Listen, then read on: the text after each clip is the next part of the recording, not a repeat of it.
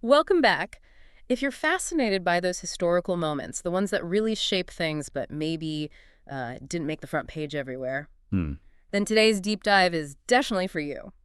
We're looking at a pretty serious Cold War nuclear accident. Greenland, 1968. Yeah, and the sort of whoa moment here is realizing that 4 U.S. atomic bombs crashed onto the ice there. 4. It really just throws you straight into the Cold War mindset, doesn't it? This constant background hum of tension. Absolutely. You had the East, the Soviet bloc, and the West, the capitalist nations, locked in this nuclear standoff. The whole MAD doctrine, mutually assured destruction. Exactly. The idea that any major nuclear war would just, destroy everyone. A terrifying kind of stability, but incredibly fragile. And to keep that balance, or try to, the U.S. started Operation Chrome Dome back in 1960. Right. That involved B-52 bombers, armed with nuclear weapons, flying 247, constant airborne alert. Up to 12 planes in the air at any one time on these strategic routes. And then building on that, in 1961, they added a specific mission, Thule Monitor. Okay, what was that? That was a single B-52, constantly orbiting over Baffin Bay. Its job was specifically to watch the big U.S. air base at Thule in Greenland. Because Greenland's location was just critical. Totally. It's basically halfway between Washington and Moscow. Huge strategic importance. So important that the U.S. actually tried to buy Greenland back in 1946. That's right, yeah. Didn't happen, obviously. But they did build Thule Air Base pretty quickly after, between 51 and 53. And by 1958, it became the site for BMUWS. The Ballistic Missile Early Warning System, a massive radar installation vital for detecting any incoming Soviet missiles. Gave them precious minutes of warning. But these flights, these Chrome Dome missions, they weren't exactly risk-free, were they? There was a precedent. Oh, definitely. You only have to look at Palomares, Spain, just 2 years earlier in 1966. Right, Palomares, a B-52 collision during refueling. And 4 B-28 thermonuclear bombs fell. Luckily, no nuclear detonation, but the conventional explosives in 2 of them went off, scattering plutonium. Yeah, significant contamination. Each of those bombs, what, 1.1 megatons? Much bigger than Hiroshima. That's the scale we're talking about. And Palomares did lead to a push to reduce Chrome Dome flights. But, and this is key, the Thule Monitor mission kept going. It did. Despite the known risks highlighted by Palomares, the perceived strategic necessity of monitoring Thule kept that specific B-52 circling over Baffin Bay. Which leads us directly to January 21st, 1968. The Thule disaster itself. Okay, so you have this B-52G Stratofortress, call sign HOPO-28. It takes off from Plattsburgh Air Force Base in New York. Standard crew of 7, and carrying 4 B-28 atomic bombs. Yep. The flight starts normally. They refuel midair, no problems, and head towards Greenland to begin their orbit over Baffin Bay. But then things started to go wrong with the heating system, wasn't it? Just right, a malfunction. Yeah. Basically, the system started pumping extremely hot air, bled from the engines, directly into the cockpit instead of mixing it with cold air. So the cockpit starts overheating badly. Yeah, and one of the crew members stuffed some foam cushions near a heating vent to try and block the hot air. Okay, I can see where this is going. Around 6:22 p.m. local time, the crew smells burning rubber. Those cushions, sitting right under the navigator station, had caught fire from the intense heat. An electrical fire, right, ignited by the cushions. Exactly. They tried to fight it with fire extinguishers, but it spread fast behind the instrument panels. And then the electrical systems failed. Just 8 minutes later, 6:03 p.m., a short circuit knocks out the power. Smoke filling the cockpit they can barely see. The pilot, Captain John Hogg, he decides to head for Thule, try an emergency landing. He does, yeah. But the fire's out of control, the plane's losing altitude, it becomes clear they won't make it. So, abandon aircraft. At 6:37 p.m., Hogg gives the order. 6 crew members managed to eject into the Arctic night. But tragically, not everyone made it out. No.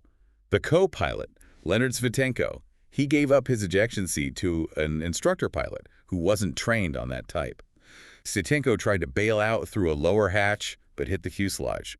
He didn't survive. Oh, man. And the plane itself? Unpiloted, it continued for a bit, then banked sharply left and slammed onto the sea ice in North Star Bay. At incredible speed, like 900 kilometers an hour? Something like that, yeah. Yeah. A massive impact.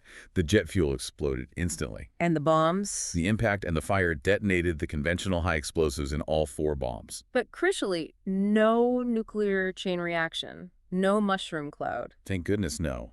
But the conventional explosions were powerful enough to shatter the bombs and scatter radioactive material, particularly plutonium, over a wide area of the ice. So you have debris, fuel, radioactive contamination, and 6 survivors scattered on the ice. 5 survivors, actually. Hogg's quick thinking and heading towards the base before ordering ejection probably saved them, putting them closer to potential rescue. Still, the rescue operation must have been incredibly difficult. Oh, absolutely brutal. It's pitch black, minus 30 Celsius, the ice is uneven and broken from the crash. And they needed help from locals, right? Critically important. While the base commander scrambled search teams, it was Jens Zinglerson, a Danish civilian employee working for the Greenland Trade Department, and local Inuit hunters with their dog sleds who were instrumental. They knew the terrain, the conditions. Exactly. They found 3 of the ejected crew members relatively quickly, within hours, likely saving their lives from exposure. That's amazing. What about the others? Svitenko's body was found after about 8 hours, and the gunner, Calvin Snap, he'd landed much further away. It took 21 agonizing hours to find him. 21 hours in that cold. Yeah, suffering from severe hypothermia but alive. Zinglerson's role was later recognized by the U.S. Air Force with an award. So the immediate human drama is dealt with, but now the U.S. has a massive problem, a broken arrow. Right. That's the code word for a nuclear weapons accident that doesn't create a risk of nuclear war. But it's still incredibly serious. Especially serious for Denmark. Oh, absolutely. Denmark had officially banned nuclear weapons from its territory, including Greenland, back in 1957. And they hadn't been told about these Chrome Dome or Thule monitor flights carrying nukes over Greenland. Officially, no. So when this crash happened, revealing the presence of nuclear bombs, it caused a huge diplomatic crisis. The Danish government was furious. How did the U.S. respond? Well, the USAF argued the flights fell under a sort of vague clause in a 1951 defense agreement. The U.S. Embassy tried to spin it as an unforeseen deviation from a normal flight path. A bit hard to swallow when the mission profile was to orbit near Thule. Precisely. And it all blew up right before Danish elections, making it even more politically charged. So you've got the diplomatic firestorm and then the actual physical mess on the ice. A huge mess. Debris spread over maybe 75 square kilometers.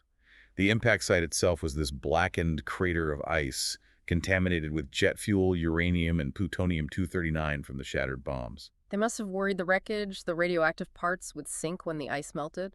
Initially, yes. But it quickly became clear the plane had basically vaporized on impact. The main challenge was the surface contamination. So the cleanup, a joint U.S.-Danish operation. It had to be. Denmark initially pushed for removing all the contaminated ice and snow, a massive undertaking. Probably impossible. Pretty much. The U.S. argued for a more limited approach, removed the most heavily contaminated wreckage, the impact ice, and this visible black crust of frozen fuel and debris. They aimed for about 90% recovery. And the rest. The idea was the remaining low-level contamination would eventually melt with the ice and get diluted in the vast waters of the bay.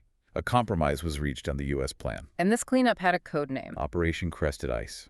Unofficially, and perhaps grimly, nicknamed Dr. Freezelev by some involved. Right. Led by U.S. Air Force General Richard Hunziker. Correct. They set up a base camp near the site, Camp Hunziker, with prefabricated buildings, power, even an ice runway and roads, a small town on the ice. Who did the actual cleanup work? A large force. Around 700 people.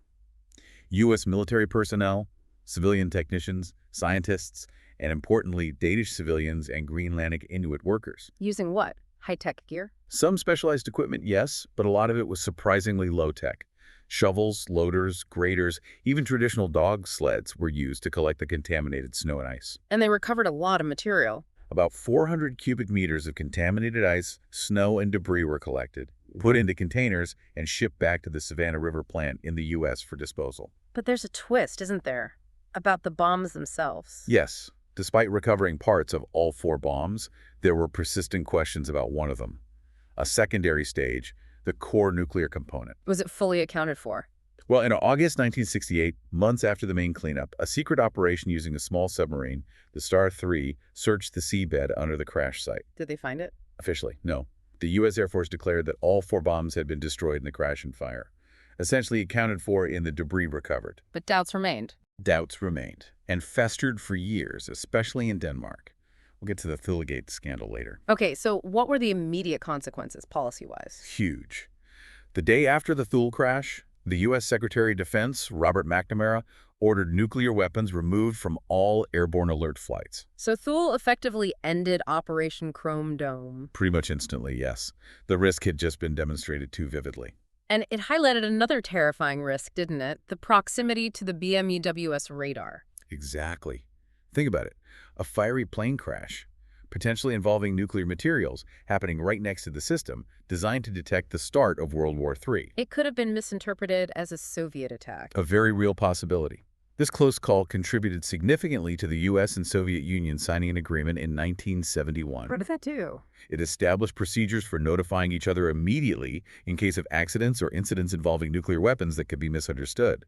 It also led to upgrades to the Moscow-Washington hotline, trying to prevent accidental war. So, immediate safety changes.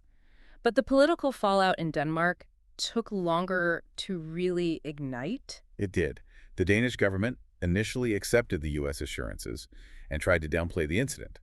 But starting in the late 1980s, investigative journalists began digging. Revelations about the potentially missing bomb component. Yes, and about the fact that the Danish government likely knew more about the nuclear flights than they'd ever admitted. This became known as Thulegate. And a formal investigation confirmed it. A 1995 report by the Danish Institute of International Affairs, DUPI, concluded the government had implicitly allowed the flights, contradicting decades of official denials. It severely damaged public trust. And later documents showed nukes were actually stationed at Thule at one point. Declassified U.S. documents eventually confirmed that nuclear weapons had indeed been based at Thule Air Base in the past, another thing the Danish public hadn't been told. What about the long-term environmental and health effects? Environmentally, studies found elevated plutonium levels in sediment up to 20 kilometers away. Marine life near the crash site showed concentrations thousands of times higher than background levels. But the overall risk is considered limited now. Current modeling suggests the dilution in the large bay has limited the overall long-term environmental hazard, though monitoring continues. The human cost seems much clearer, though, especially for the cleanup workers. Definitely. Many workers, both American and Danish Greenlandic, later reported serious health problems. Jeffrey Carswell was one prominent U.S. veteran who spoke out about inadequate protective gear. And there were studies linking it to cancer. A 1987 Danish study showed a 40% higher cancer rate among the Thule workers compared to a control group. By 1995, out of 1,500 workers examined, a staggering 410 had died of cancer. Wow. Did they receive compensation? Eventually, yes. Around 1,700 Danish workers received compensation from the Danish government in the late 90s after years of campaigning. And the Inuit workers, the ones using sleds and basic tools. Their situation is particularly tragic. Many Greenlandic Inuit who participated reported long-term health issues. Hunters like Usaquak Kwakakitsok spoke about abnormalities in seals and walruses caught near the area for years afterwards. Have their calls for justice been heard? Largely ignored, unfortunately. It added another layer of grievance on top of the displacement of Inuit communities when the Thule base was originally built, a really difficult legacy. And Thule itself, now Pacific Space Base, it's still there, still strategically important. Absolutely. It remains a key node in North American aerospace defense and missile warning systems. The strategic geography hasn't changed. So this 1968 Thule crash, it's really a stark reminder, isn't it? A major nuclear incident, often forgotten, but with consequences still felt today. Absolutely. Environmentally, medically, politically, it touched so many different areas. And maybe a final thought for everyone listening. Just consider that razor-thin edge the world lived on during the Cold War. This incident shows how easily things could have spiraled, how close we might have come to unintended catastrophe. It certainly makes you think about today's geopolitical climate, the need for transparency and robust safeguards against any kind of accidental escalation. Definitely food for thought. We'd encourage you to look deeper into Cold War history, nuclear safety, and especially the impact these global events had and continue to have on Arctic environments and indigenous peoples.